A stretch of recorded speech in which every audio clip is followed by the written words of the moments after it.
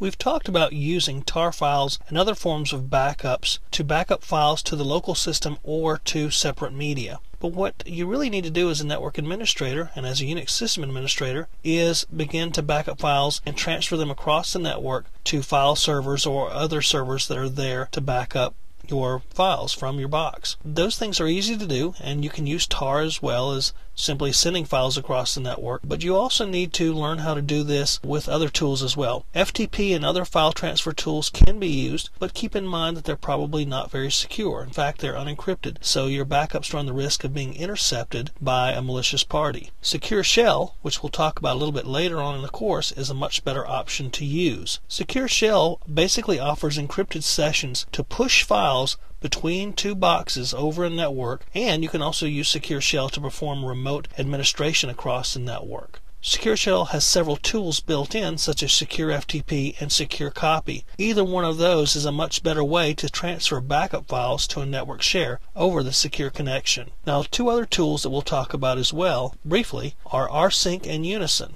Now, rsync is a command that's basically designed to help with backups. Rsync has a lot of features to it, and basically it works across the network. It doesn't just move entire files, it also looks at file sizes and runs checksums on these files. It compares local and remote files to each other and backs up only the blocks, the parts of the files that are different. So it basically synchronizes backed up files.